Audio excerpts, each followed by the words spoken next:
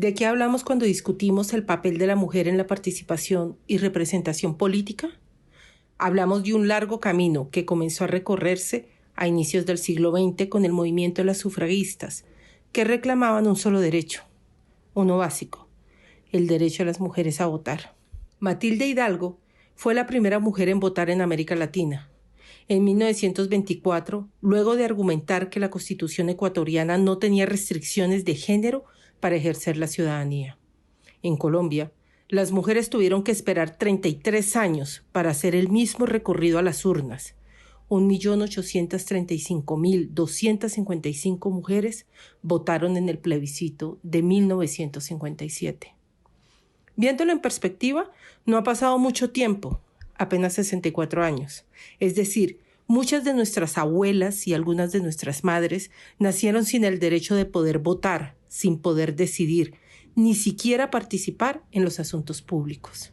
Pero esta primera conquista no trajo aparejada el derecho de las mujeres a ser electas, a participar ocupando cargos públicos, ni en las corporaciones, ni en el Ejecutivo, tampoco en las Cortes. Veámoslo en cifras. Desde el inicio del siglo pasado, solo 6 mujeres han sido electas presidentas en América Latina. La primera de ellas, Violeta Barrios de Chamorro en Nicaragua, en 1990. Desde el 2018 hasta la fecha, ninguna mujer ha sido nuevamente elegida presidenta en el continente. En cuanto a la integración del Congreso, solo 4 países del mundo tienen una integración con el 50% o más de mujeres.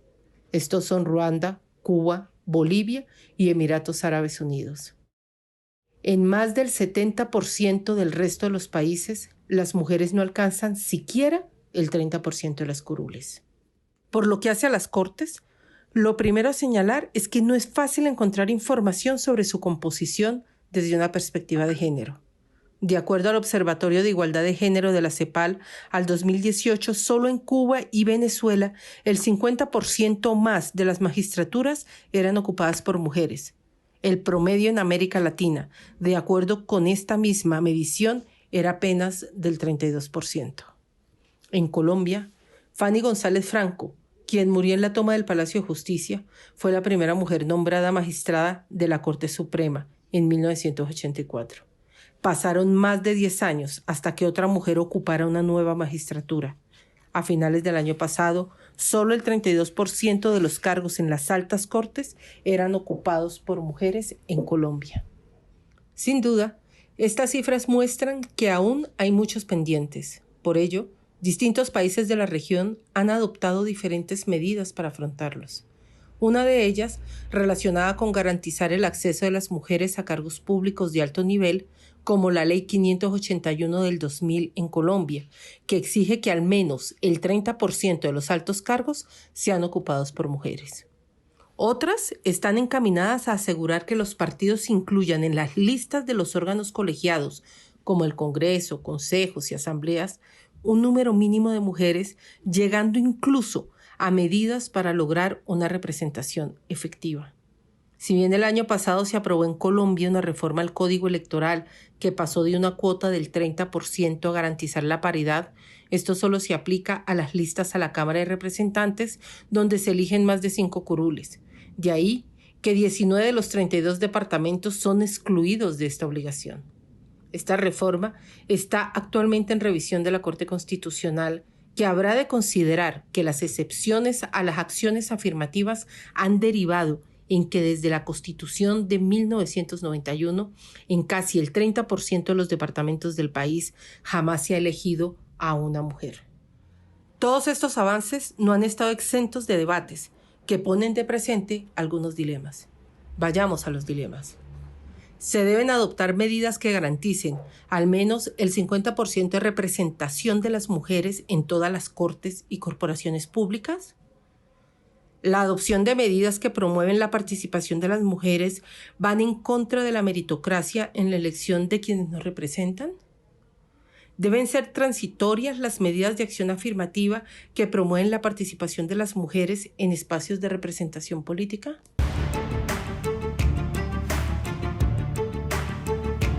Bienvenidos a Dilemas.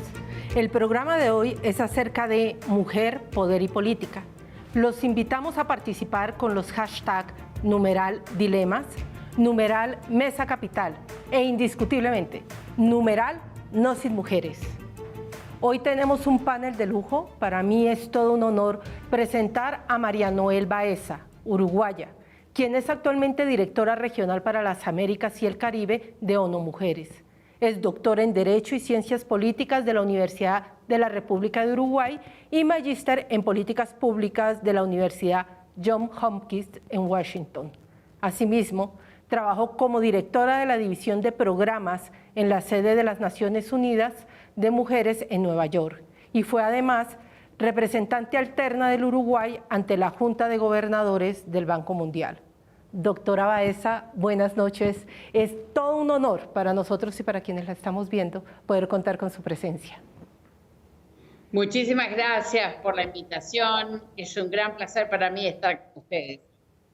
Muchísimas gracias, doctora Baeza. Además, creo que es importante recordar que precisamente el día de hoy, jueves, está terminando la 60ª reunión de la mesa directiva de la Conferencia Regional sobre la Mujer en América Latina y el Caribe, y ese va a ser más adelante el tema con el que vamos a iniciar esta conversación. También se encuentra con nosotras Flavia Freindenberg, argentina, quien reside actualmente en México.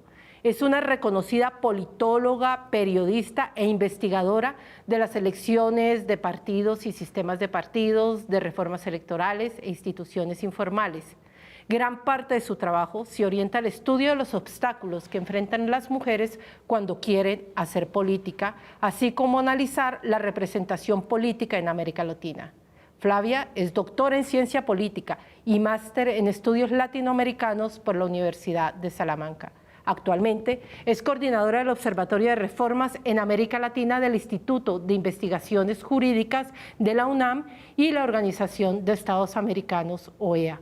Además, junto a un grupo de colegas, coordina la red de politólogas cuyo lema es No Sin Mujeres, que hace parte del hashtag del día de hoy, así que los invitamos a todas, a todos a mover el hashtag No Sin Mujeres. Muy buenas noches, Flavia, un placer tenerte también en este segundo programa de Dilemas.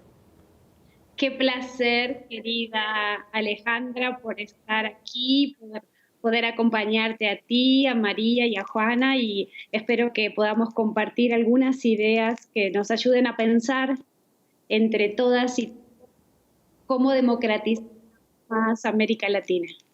Flavia, muchísimas gracias y pues obviamente y finalmente, pero no menos importante, la voz de Colombia. Para mí es también un placer contar en el estudio además con Juaneta Gobertos, quien actualmente es representante a la Cámara por Bogotá y tiene en su haber la votación más alta de las mujeres aspirantes a este cargo. Es abogada y politóloga de la Universidad de los Andes con maestría en Derecho en la Universidad de Harvard. Fue coordinadora de Justicia Transicional de la Oficina del Alto Comisionado para la Paz durante 4 años y miembro de la Delegación de Gobierno en la Mesa de Conversaciones en Cuba. Juanita, un placer tenerte en esta mesa para hablar de mujer, poder y política. Alejandra, el placer es mío. Muchísimas gracias por esta invitación a Mesa Capital. Un saludo, por supuesto, a mis colegas del panel y a toda la audiencia. Qué gusto poder estar hablando aquí sobre cómo realmente llevamos más mujeres a la política, cómo transformamos esa política desde adentro. Muchísimas gracias, Juanita. Pues si me permite, voy a empezar con María Noel. María Noel, han estado reunidos esta semana mujeres ministras del continente, también analistas, Naciones Unidas, la CEPAL, mirando el estado actual de la participación, de la representación de las mujeres, mirándolas además en contexto de pandemia, cuáles son los avances que tenemos, pero sobre todo cuáles son los retos que ustedes han identificado en esta semana de trabajo. Bueno, muchísimas gracias nuevamente.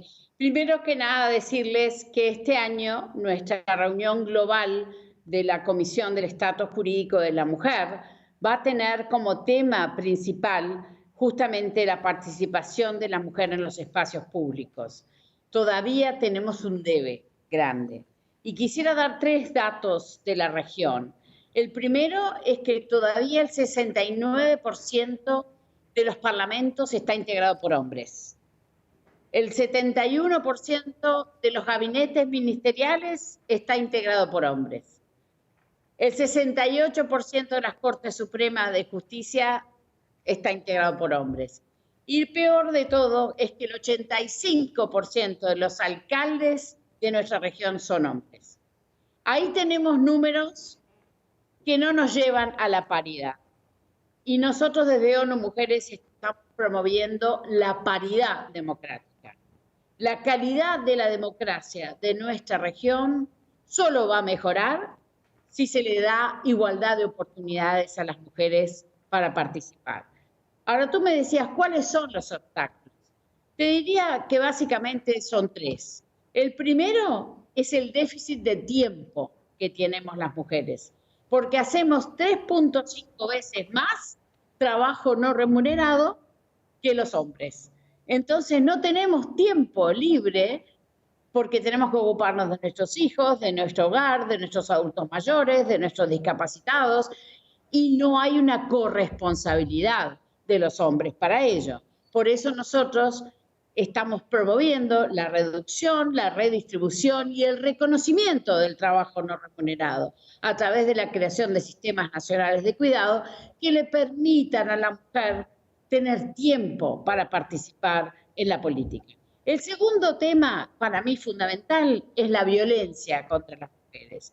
Tantos años de misoginia, de estereotipos, de insultos, de decir que nosotras no tenemos capacidad, ha llevado a que esto quede en la cabeza de la gente, diciendo, bueno, las mujeres no tienen la misma capacidad que los hombres. Entonces tenemos que cortar por lo sano con este tema, porque es un tema de poder.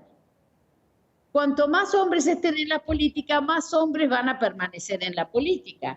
Cuanto menos oportunidades tengamos de demostrar nuestras capacidades, más mujeres va a haber, porque más modelos les va a haber. En este momento no tenemos ni una presidenta en América Latina mujer, tenemos 2 en el Caribe, en Trinidad y Tobago y Barbados, pero tenemos una oportunidad de oro en este año, que va a haber 13 procesos electorales en nuestra región. Así que invito a los colombianos y a las colombianas a que voten por mujeres. No es posible que tengamos tan poquitos números de mujeres en la política. Y el tercer tema también fundamental, además de la violencia que se da contra nosotras en la política, tanto cibernética como física, ¿no? Porque ahora a través de las redes sociales aparecen las nuevas violencias, también es el tema de financiamiento. Porque para actuar en la política se necesita dinero y lamentablemente las mujeres nunca les llega la oportunidad de poder tener dinero para participar en la política. Así que yo me quedaría por ahí. Esos son para nosotros los grandes desafíos que tiene la mujer y cómo tenemos que romperlos con una paridad democrática, porque nosotros creemos que el tiempo de las cuotas ya pasó. Se han establecido cuotas, pero lamentablemente esas cuotas no han dado los efectos que queríamos. Por eso hay que ir más allá a esa paridad democrática. Muchísimas gracias. Quiero con Flavia mirar el balance que nos está haciendo María Noel. Nos está diciendo son 3 temas: déficit de tiempo, el de las mujeres; 2, violencia contra las mujeres, además violencia dirigida contra mujeres que hacen política, que ejercen poder, que esas tienen unas características diferentes, y todo lo relacionado con el financiamiento de las campañas políticas. Flavia, en los estudios que han hecho, en la experiencia que tienes, además haciendo análisis de casos en América Latina, ¿coincides con este balance o hay otros temas que también tenemos que tener en cuenta para incluir en esta primera mirada latinoamericana? Coincido plenamente en todos los puntos que ha señalado María. Me da mucho gusto escuchar que Naciones Unidas nuevamente dice bien claro, el tiempo de las cuotas ya ha pasado, tenemos que ir en consonancia con ya 10 países de la región a construir las democracias paritarias que los países se han comprometido a nivel de los convenios internacionales ya y hacerlas efectivas.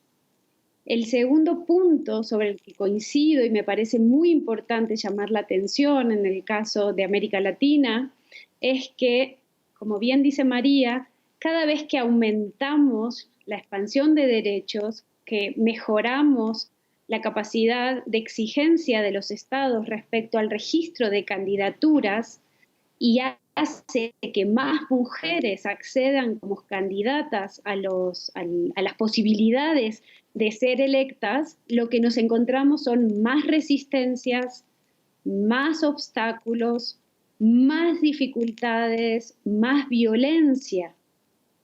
Y entonces no es que la paridad genera la violencia. Lo que genera la violencia es un sentido que ya está en desuso, pero que en algunos lugares todavía existe, que se piensa que la política es solo cosa de hombres. Hay una serie de estereotipos, de prejuicios, de ideas que resumen como una cierta superioridad, una cierta capacidad de los hombres por ser hombres en el ejercicio y en el acceso de la política. Y ese conjunto de valores, creencias, estereotipos, lo que generan es una dificultad real para que las mujeres que acceden a las candidaturas y para que las mujeres que, cumpliendo en algunos países, por lo que las obligaciones de poner mujeres candidatas, porque si los partidos pusieran las mujeres candidatas no necesitaríamos estar exigiendo por ley que pongan a las mujeres candidatas, ¿no? Lo que se enfrenta es que muchas mujeres se enfrentan a un mundo muy violento que incluso puede ser perjudicial en sus decisiones respecto a hacer política. Los partidos políticos están funcionando como cajas negras, es decir, perdonen la metáfora, como un conjunto de arreglos, de malas prácticas, de simulaciones que dificultan el ejercicio igualitario del poder. Y ahí yo creo que desafío, sí. Si me permites, una pregunta, y es, en muchas de las discusiones que hemos hecho sobre ampliar las cuotas, por ejemplo, de participación en Colombia, nos ponen a veces de presente el argumento de la meritocracia. Y el argumento de la meritocracia, además que acabo de escuchar a finales de este año es, pero ¿cómo así, Alejandra, usted, mujeres como usted, pidiendo cuotas, cuando lo que han demostrado las mujeres es solamente mírese al espejo, mírese con mujeres como Juanita, están educadas, tienen formación, tienen capacidad? ¿Por qué están tratando de saltarse la meritocracia? Porque quieren saltarse la competencia electoral y quieren entrar fast track a ocupar curules o ministerios en los gobiernos. ¿Cómo respondemos o cómo se ve ese contraargumento cuando planteamos el camino en el que estás en este momento acá, señalándonos? Tengo dos respuestas. La primera respuesta es, cuéntenme otra cosa, porque ese discurso es de hace 30 años. Ya a nadie se le ocurre pensar que a las mujeres necesitamos ni cuotas, ni medidas de acción afirmativa, ni medidas fast track para acceder al poder. Es mucho más fácil explicar la paridad. Si la mitad de la población es femenina, como ocurre en casi todos los países, entonces el poder también tiene que ser correspondido en ese 50%. Me voy ahora con Juanita, si me permites. Juanita, te dejo con dos preguntas. Vamos un momento a una pausa y regresamos. La primera de ellas, me encanta lo que dice María. Dice, el tiempo de las cuotas ya pasó y en Colombia estamos en la discusión de cuotas. Y lo segundo, lo que nos estaba señalando Flavia, el discurso de hace 30 años es las mujeres por sí solas son capaces, pero es exactamente lo que acabamos de escuchar en algunos discursos en el Congreso de la República. Con esas dos frases me voy a una pausa, ya volvemos.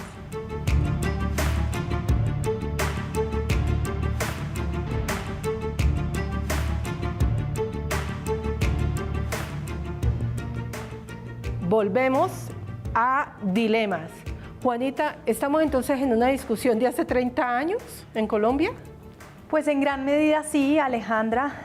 Nosotros venimos en un proceso en el que desde 2010, con la empezada en función a partir de 2014 y 2018 de la ley de cuotas, logramos un incremento importante, 7 puntos porcentuales en donde sube la participación de mujeres en Senado y Cámara, pero está estancada. En Senado estamos en el 21%, en Cámara en el 19%, en el caso de alcaldías 12%, consejos 17%, y eso que fue un primer salto importante como resultado de la ley de cuotas, ahí se estancó.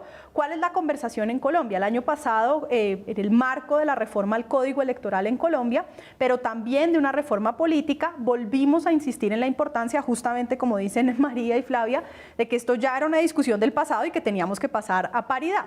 Con un elemento muy importante, nos encontramos con una oposición fuertísima de los partidos tradicionales en contra de listas cerradas que permitan intercalar hombre-mujer o mujer-hombre, de tal forma que no dependa de quién tiene justamente más financiación o más tiempo para poder hacer campaña y por lo tanto que gane solamente el que tiene estos recursos, sino que entren en igualdad de condiciones en la lista.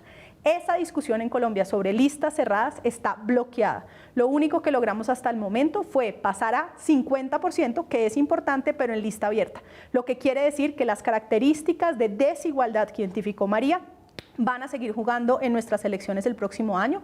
Mujeres que tenemos menos acceso a tiempo porque no hay una red pública de cuidado, porque los partidos no se han encargado, por ejemplo, algo esencial como tener guarderías para los hijos para que más mujeres se le midan a participar sin necesidad de tener que estar al mismo tiempo cediendo tiempo de cuidado en sus hogares, justamente por esa mala distribución. En la medida en la que accedemos a menos recursos de financiación, es muy probable que si bien pasado la cuota al 50%, como la lista es abierta en la mayoría de los partidos, van a ganar quienes más recursos tienen, más tiempos tienen, y por lo tanto es posible que suba un poco la participación política de las mujeres, pero no vamos a tener desafortunadamente por el momento paridad. Depende en Colombia, Alejandra, de la discusión de listas cerradas. Entonces, antes de entrar en el debate de financiación, sobre el que quiero ir con María, quisiera que viéramos la encuesta que hicimos en redes sociales, haciendo la pregunta de hace 30 años. Ahí está la encuesta. ¿Se deben adoptar medidas que garanticen al menos el 50% de representación de las mujeres en todas las cortes y corporaciones públicas? El 75% nos está diciendo que sí, de 148 votos que tuvimos, y en no nos está diciendo el 25%. Y yo sí quisiera irme entonces, María Noel, ¿cómo logra uno que los partidos se responsabilicen también de incluir mujeres en el ejercicio de la política y que vean a las mujeres como un capital político y no como un obstáculo para poder conformar sus listas, establecer directorios de poder y problemas que les traen, como señalan, cuando se legisla en favor de la inclusión de las mujeres? Mira, a mí me da mucha gracia cuando escucho el tema de la meritocracia. Porque a los hombres, ¿quién le exigió meritocracia para entrar en la política? ¿Cuántos hombres tienen los méritos para estar en la política?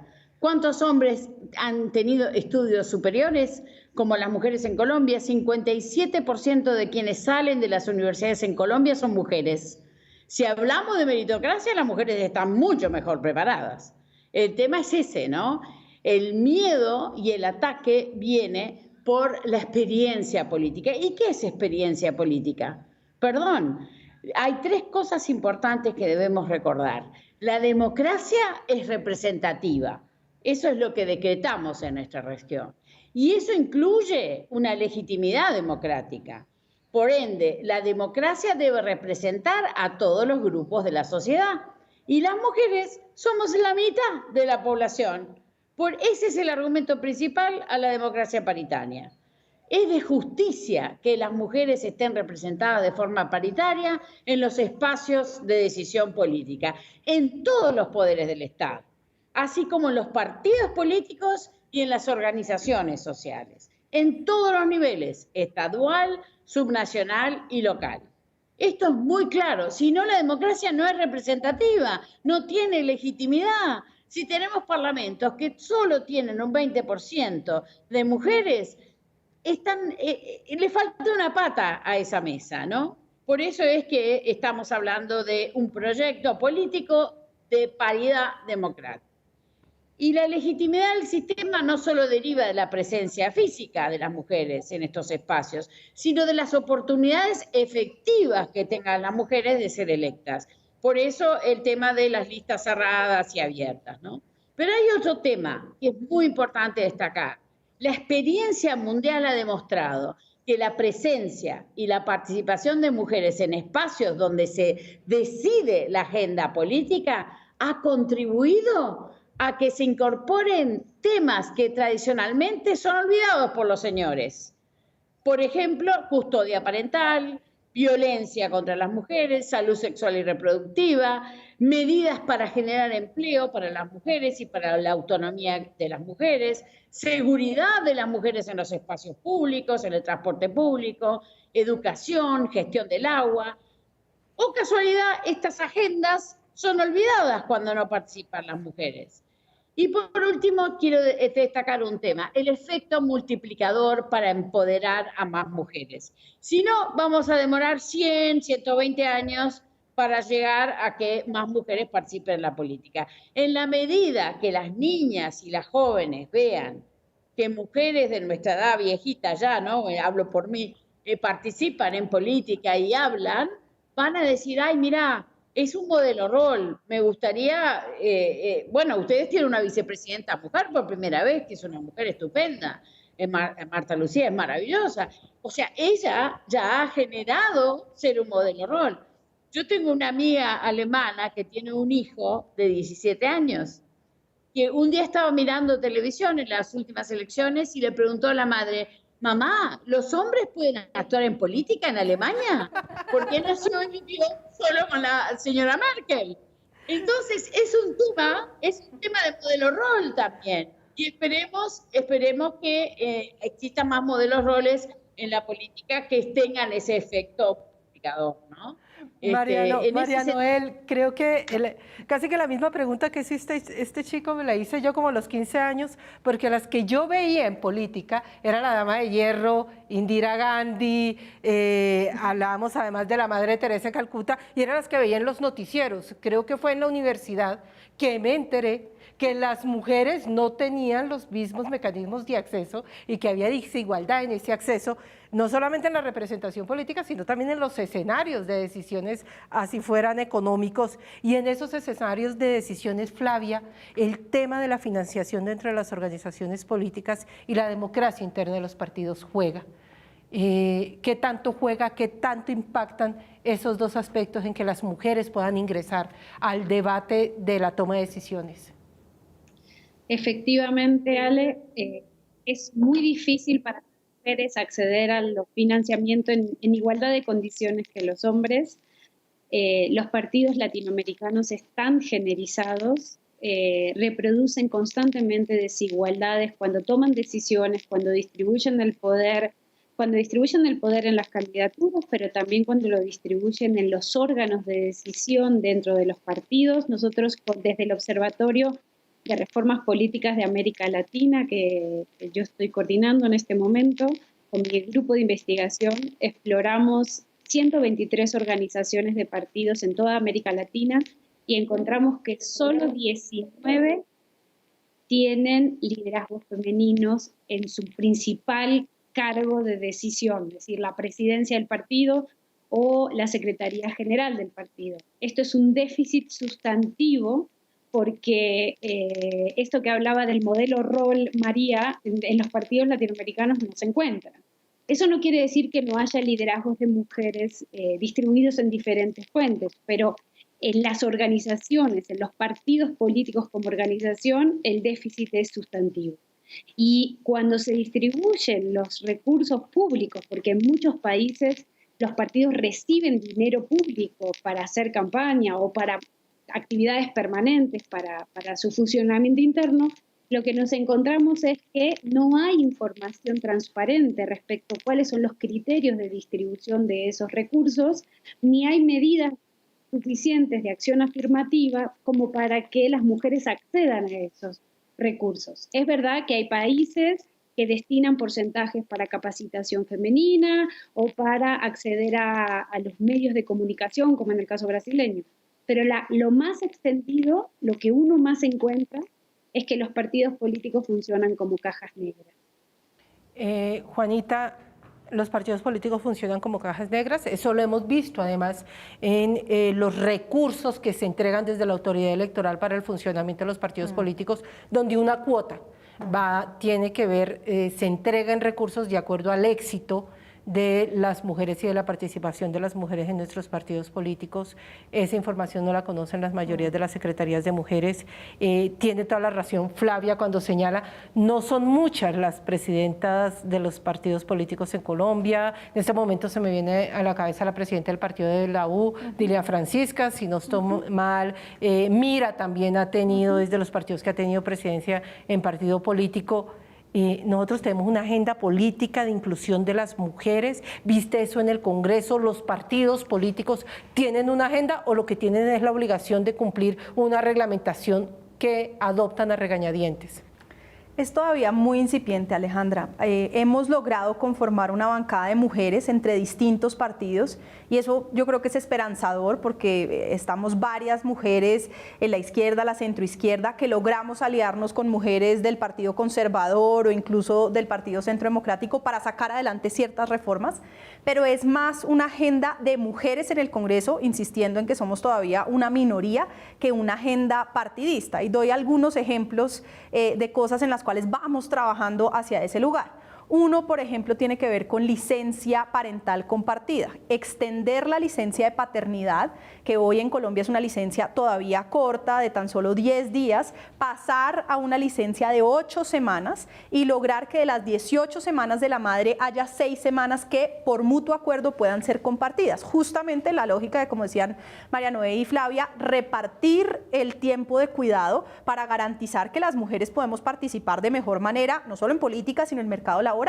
Parte de lo que se ha estudiado en Colombia y en otros lugares es que, por ejemplo, la licencia de maternidad extensa, vamos, que quisiéramos que fuera más, pero muy extensa con respecto a la del hombre, la de la mujer hoy en Colombia son 18 semanas versus solo 10 días del hombre, lo que genera es un castigo brutal en el empleo femenino, porque entonces 2 personas, hombre y mujer, en igualdad de condiciones, el empleador prefiere contratar al hombre porque, digamos, no va a tener que pagar su licencia. Entonces, por ejemplo, ahí hay una agenda. Esa agenda la hemos logrado tratar de impulsar entre mujeres de distintos partidos. Nos estrellamos y va para tercer debate, Alejandra, están a punto de hundirnos, lo tenemos que hacer una movilización fuerte porque gobierno, por un lado Ministerio de Salud, paradójicamente, y por el otro lado Andy, han insistido en que es muy costoso, a pesar, insisto, del golpe tan duro que han tenido las mujeres en el empleo en marco de la pandemia, porque han tenido que asumir más, digamos, fuerte el rol de cuidado cuando los niños están en la casa.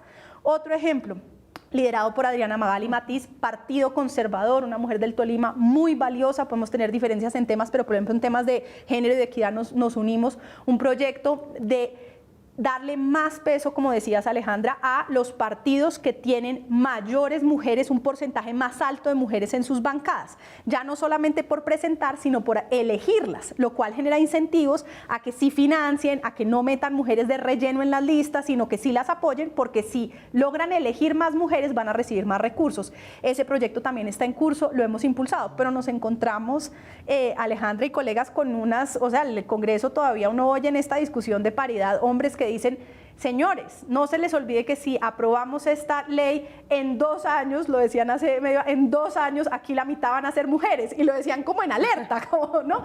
Miren la gravedad de lo que va a pasar, nos van a cuidar, nos van a quitar aquí la banca, o constantemente momentos en los cuales hombres, por ejemplo, un proyecto sencillo pero bonito de que hombres y mujeres, una pareja, nos podamos poner de acuerdo en el orden de los apellidos. Ya hay una sentencia de la Corte Constitucional que lo permite, pero ordena que el Congreso lo reglamente. Y uno se encuentra con hombres diciendo que es que hay un orden natural social que por qué pretendemos cambiar.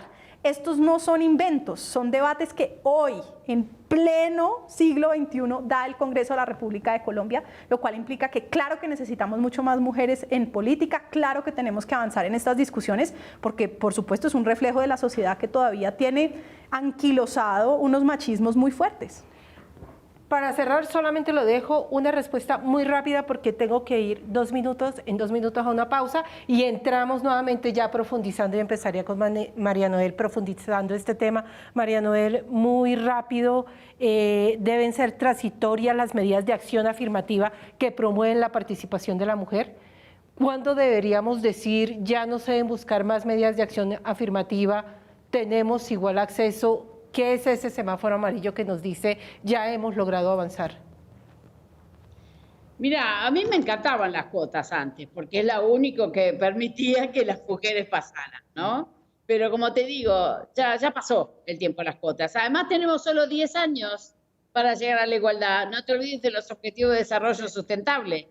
Al 2030 tenemos que llegar a la igualdad. Así que estoy apurada. Por eso quiero democracia paritaria. Pero si me hablas de cuotas, tienen que ser transitorias, porque supuestamente estas cuotas van a permitir que estos 2.000, 3.000 años de historia que tenemos se puedan permitir allanar ese retraso que tenemos las mujeres. Pero hay un tema, hay factores estructurales, resistencias, barreras ligadas al ejercicio de los derechos políticos que son más de carácter multidimensional, como la cultura política, lo que comentaban recién, basada en patrones patriarcales, basadas en discriminación, basadas en estereotipos sexistas, tanto en el ámbito político, público, como en toda la sociedad. Entonces tenemos que luchar contra eso. Y yo no creo que solo con las cuotas podemos luchar, yo creo que tenemos que luchar hablando de la calidad de la democracia. Y la calidad de democracia está dada en una democracia paritaria. Pues me voy con esto con María Noel, nos vamos en este momento a una pausa y regreso con Juanita para que hagamos lo mismo si necesitamos tener solamente medidas afirmativas temporales. No sin mujeres, indiscutiblemente el ejercicio de la política y la democracia sin las mujeres no es una democracia completa. Para poder avanzar hacia una democracia completa, Juanita, se han venido adoptando entonces en América Latina diferentes tipos de medidas de acciones afirmativas para incluir a las mujeres. Estas deben tener una temporalidad. ¿Cuándo creeríamos que es necesario finalizar esas acciones afirmativas o deben quedar de manera permanente en la legislación de los países latinoamericanos? Pues Alejandra, desde un punto de vista constitucional, yo comparto teóricamente que una acción afirmativa, no solamente frente a temas de género, sino en general cualquier desigualdad, busca reconocer que ante la desigualdad hay que generar una regla que privilegie a esas personas. Así, por ejemplo, en el caso de Estados Unidos se logró vincular a afrodescendientes en educación pública superior, por ejemplo. Eso tiene sentido. Y que uno diga, mire, cuando lleguemos a una equidad real, en el caso de hombres y mujeres, cuando lleguemos a ese 50-50, digamos, podemos eliminar la regla. ¿Qué pasa? Y en eso estoy de acuerdo con María. Primero, estamos muy lento y vamos muy lejos. Insisto, en el caso de Colombia, en el caso de la Cámara vamos en el 19% y la regla que acabamos de cambiar no nos va a llevar al 50-50. Si nomás por la experiencia pasada, si nos va bien, puede que eso nos suba y sería importante a un 30-35%, aún lejos del 51%. Entonces, primer elemento, Colombia aún ni siquiera tiene la regla ni transitoria, tiene una regla subóptima que solo da una cuota. Segundo, una vez uno llegara, digamos que lográramos llegar a esa paridad real y que llegáramos al 50-50, necesitamos un proceso de transformación cultural. Si uno elimina la regla, inmediatamente logra esa equidad. Puede que hay procesos de transformación de roles de cuidado, procesos de identificación y de esto que más niñas se levanten y digan yo puedo hacer cualquier cosa que quiera hacer en el mundo y no estar reservado ciertos escenarios públicos solo a hombres. Esos procesos toman tiempo. Si llegáramos allá, si pasa un tiempo, 2, 3 periodos, uno puede hacer un ejercicio de ver si cambia la regla y si no se descuelga, condicionado a que si se descuelgue la participación tiene que volver inmediatamente la regla. Pero insisto, ese no es el escenario de Colombia. Estamos lejos de tener participación suficiente. La regla que tenemos no es una regla que nos va a llevar ya a la paridad, va a seguir siendo lenta. Entonces estamos todavía lejos de ese escenario, Alejandra. No, pero es que en el escenario de Colombia es más o menos hashtag, estamos 30 años atrás. Correcto. Entonces me voy con Flavia. Flavia, eres argentina, pero resides en México. En México ya tienen paridad en el Congreso de la República. Es impresionante también lo que ha venido pasando con las cortes y las elecciones de las mujeres a las altas cortes, el tema de mantener este tipo de leyes, reglamentación, cuotas que generan equidad en el acceso a las mujeres. Hay que mantenerlos, hay unos tiempos, hay unos límites. ¿Tienes esa experiencia de cerca? ¿Cómo lo ves? El caso mexicano es muy interesante porque se incorporó en la Constitución como un principio constitucional la paridad, con lo cual no es temporal. Es decir, que la Constitución, al incluir el artículo 41 constitucional y establecer la igualdad y esta idea de democracia paritaria, no es por un tiempo determinado. Esto es ya indefinido. Llegó para quedarse, como decimos aquí. Pero además México ha dado un paso sustantivo muy importante, que es aprobar otra cuestión, que si yo no me equivoco es única en América Latina por el momento, que espero que más países se sumen, que es lo que acá se llama la paridad en todo. Y la paridad en todo significa no solo la paridad en el registro de candidaturas, que es lo que la mayor parte de los países han aprobado, sino que la paridad en el ejercicio del poder, en los cargos de designación como los gabinetes, es la transversalización de la perspectiva de género en las políticas públicas, es un concepto mucho más amplio y más acorde a lo que llamamos la democracia paritaria. Entonces no es temporal, yo no creo que tenga que ser temporal, yo creo que, como bien señaló María, estamos en la etapa ya de la paridad, hay que superar el tema de las cuotas, y en el caso mexicano, además, después de haber incluido la paridad como principio constitucional, se han aprobado medidas de acción afirmativa que refuerzan, y ellas sí son temporales, al principio de paridad.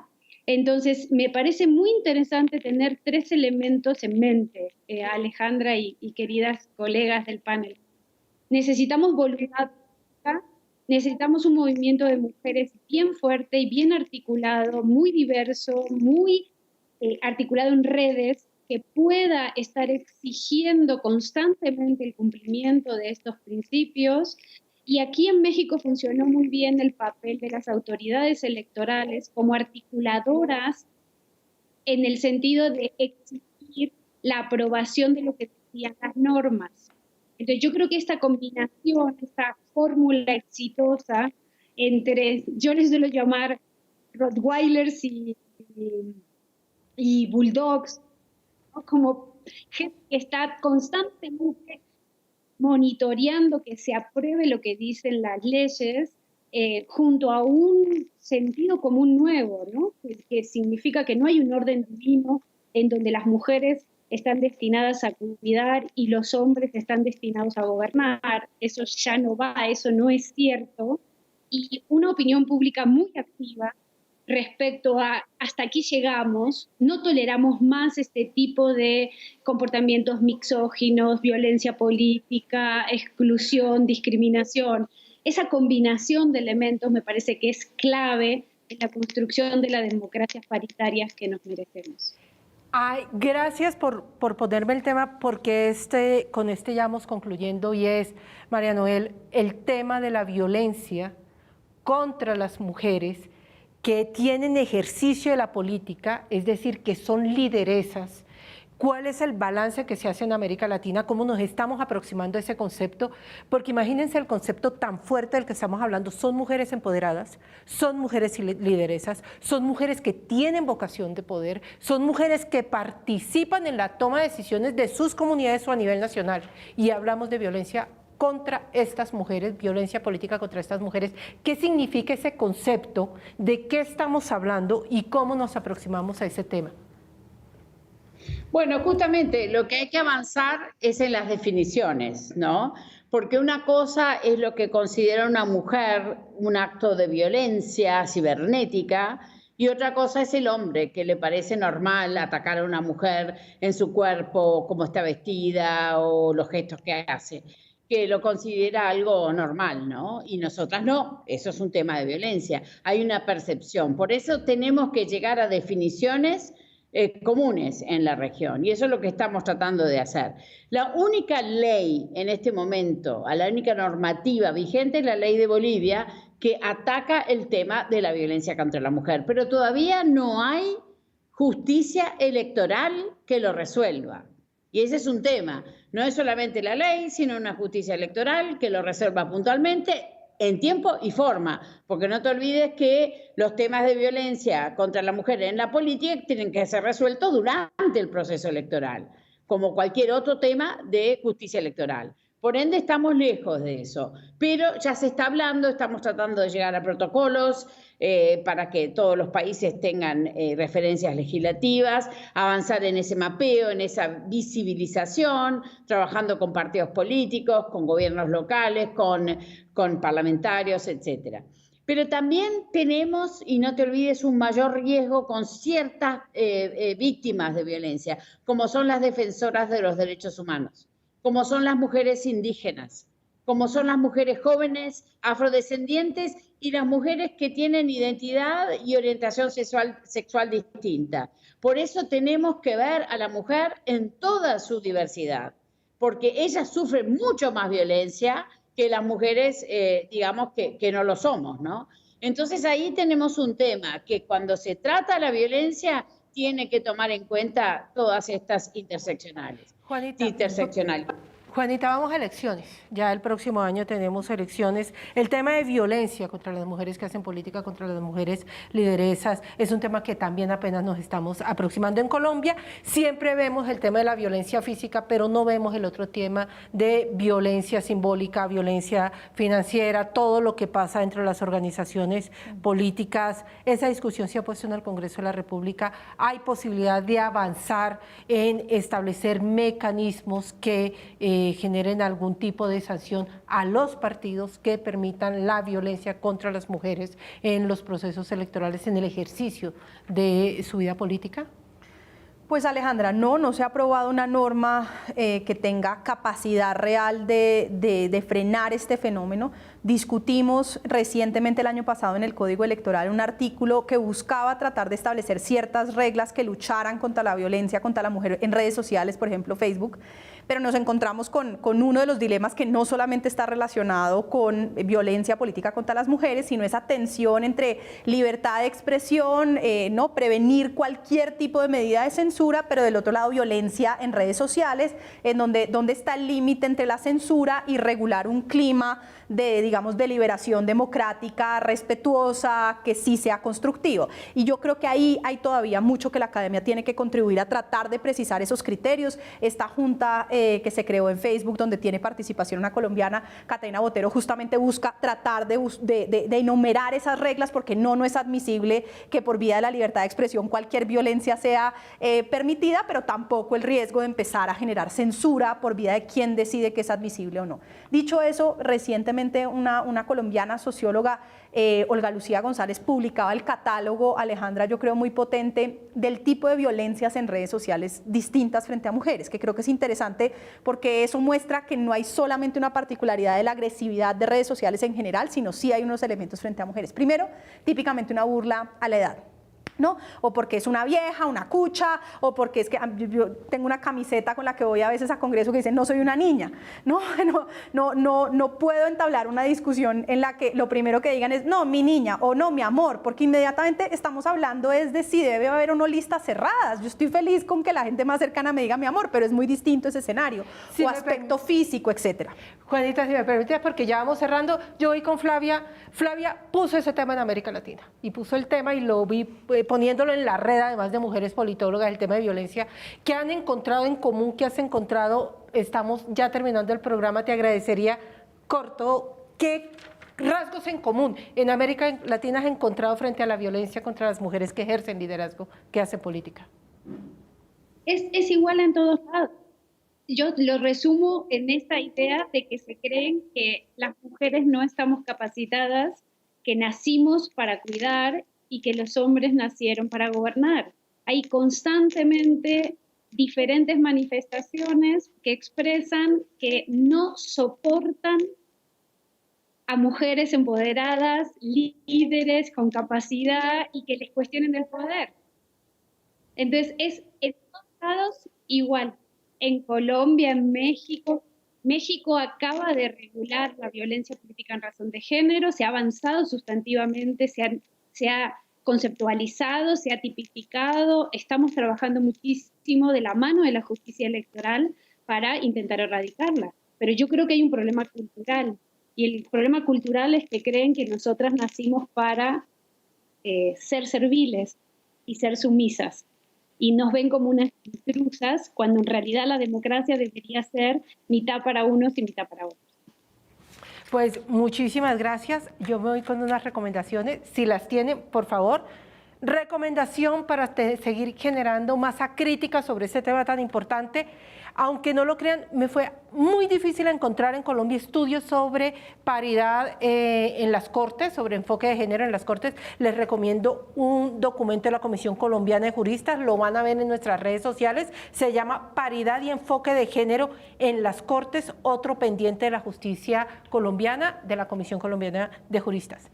Una película, Las sufragistas, película del 2015, la directora es Sara Gabron, se las recomiendo que la vean, búsquenla, nos lleva a la historia de esas mujeres maravillosas que en diferentes países del mundo lucharon por obtener algo tan sencillo como el derecho a votar.